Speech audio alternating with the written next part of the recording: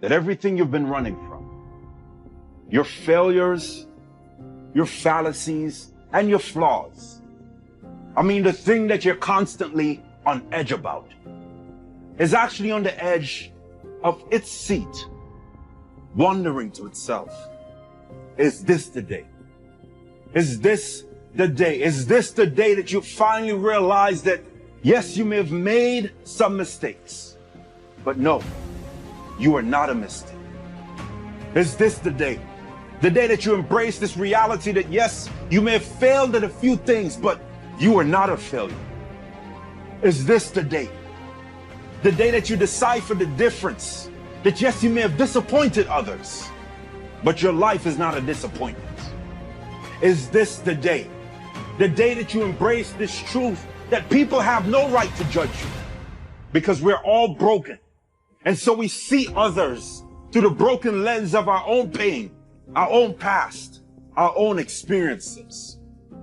For years you've been running, existing, hiding, suffering in silence from your shame and punishing yourself because of your past. Being in their presence, but never fully present, because you're always haunted by the, what if they know? What if they know? What if they really know what I've done, where I've been, what I've said yes to, or what I didn't say no to? What would they think of me? Today I want to talk to that person who's been battling addiction. And you're in this web of warfare because what you don't want to do, you do, and what you do want to do, you don't. And at times you use the needle to silence the noise. And even though you get this temporary high, you feel like your life is at an all-time low. I want to let you know today that you can still walk in freedom.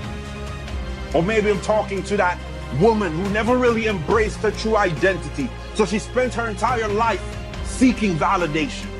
And so she ends up giving her body to just anybody that made her feel like somebody. And now she feels disqualified from accepting the love that her soul really craves.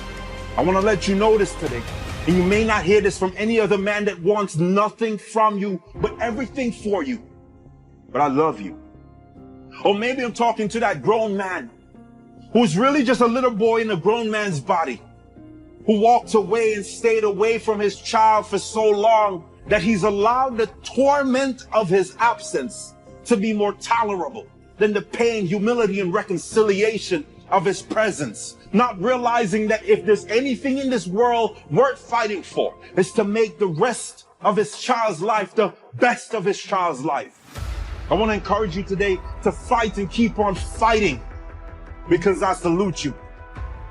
Or maybe you're listening to this and you're thinking to yourself, well, Javon, I don't have those failures, those fallacies, or those flaws. But you're not off the hook yet. So before you become a great judge of another person's problem and become a great lawyer of your own, let me talk about some of the little things that we don't see as such a big deal. Like how we compare the brokenness in our lives to the stage performance of somebody else's Instagram post. Or how we really feel in our hearts if our child was to bring home a spouse of a different race. Or how we help the needy. And our only motive is not just to meet their need, but to increase our own visibility. And so we use the less fortunate as an opportunity to gain more fortune. Now, I don't want you to get lost in the guilt and miss the mission of this message, which is to show us that we all have imperfections. But transformation is never impossible. So let this be the day. Let this be the day that you finally realize that yes, you may have made some mistakes, and those mistakes may have created a mess. But a mess is what sets the stage for a miracle. Let this be the day that you embrace this reality that yes, you may have failed at a few things, and the failure may feel like rejection.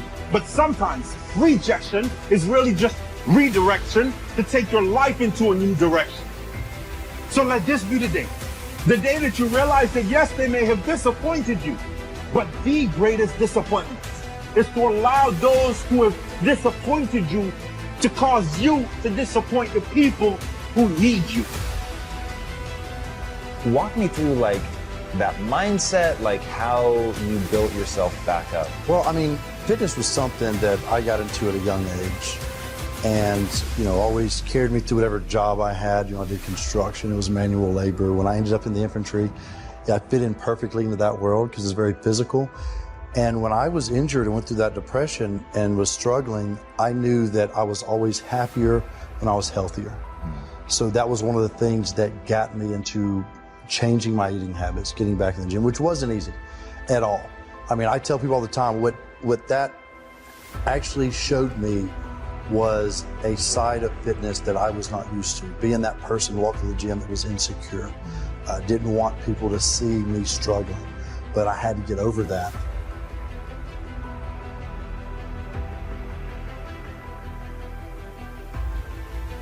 People all the time, we meet them all the time, people that want to get in shape, but they're worried about going to the gym, what they're going to do. And I got to experience that. But then as I started exercising and feeling better, then I didn't care what time of day. Then I started using that to my advantage, where I tell people, I had to convince myself I was doing what others can't. Not in an arrogant way, just to myself. Because no matter what gym you go to, there's always somebody bigger, stronger, faster. But I could stand there and have a guy next to me that is bigger than me and think, well, could he do it in this normal leg? I mean, deep down, I hope he could. Right. But you have to give yourself that mentality that you're doing what other people can. When I meet someone who battles with obesity, I say, well, then you have struggles ahead of you, so you will earn that and appreciate it more. And so I think that mindset of doing what other people can't is what really drives me to want to do the best. I am very close to my kids. I have 3 kids. They're 7, 9, and 12, and they are my motivation. When I was going into the gym in the beginning, I tell people all the time, you have to have something stronger than your fear. And mine were my children. The day that I walked out in the living room and my 3 kids were sitting there, and I knew that I was showing my 2 boys what a man is, and that's what they're going to grow up to be, and I was showing my little girl how a man's supposed to be, and that's what she's going to look for one day, I knew I had to make a change. And I admit to people, I talk about it in my book, I'm very open and honest, it did not happen overnight. Just because I had that realization that I had to be better, it didn't just happen. I would make a mistake, fall flat on my face, but it was the thought of them that got me up and going. And it was the thought of them that pushed me through those beginning workouts, getting back into shape, doing whatever it was, and pushing myself to be better. I tell people all the time, you have to have something stronger than your fears. And for me, it is my kids. And I use that in whether it's fitness, running a race, business, whatever it is, we all get scared. That's what makes things exciting. But you have to have something stronger than that to say, you know what? I may be afraid to do this, but there's something more important that I have to do this with. There's something in all of our lives that is important to us, whatever that is. I don't think there's anything wrong with someone saying, you know what, I want to have a big house and a sports car. Whatever it is, you've got to want it bad. I am big on with my kids and other kids, and I've always told people they probably have nieces or nephews or someone near them that looks up to them. And that's what you have to go off of. There is someone watching you. It may not be a child. There is someone watching you that you will motivate. Like, I love the fact that I ended up, in the spotlight, and now my story reached more and more people. But if you just motivate one person, that is a world of difference for them. And that's what people have to keep that mindset of, is like, when you do things, you're not just doing it for yourself, you're doing it for someone else. I think sometimes it's good to have something that, I'm a pretty positive guy, but I like to have something that drives me to want to outdo, and I've had organizations that I felt like weren't right with veterans, so that drove me to do certain things, or to fight for things when it comes to veterans, or not just for veterans issues, but for veterans to change the way they are. And I feel like me, and there's a lot of other veterans that are in the spotlight, that it's up to us. If we're going to make a change, we have to start doing that. Be proud of what you've done and where you've come from. But that was only a chapter in your life.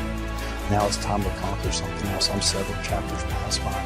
That's how I got over my depression, was to say, okay, what's next? When I got back into fitness, that's all I did. I worked out, ran races. I felt like fitness was the answer. Setting goals, and achieving little goals at a time, building to get to your next one.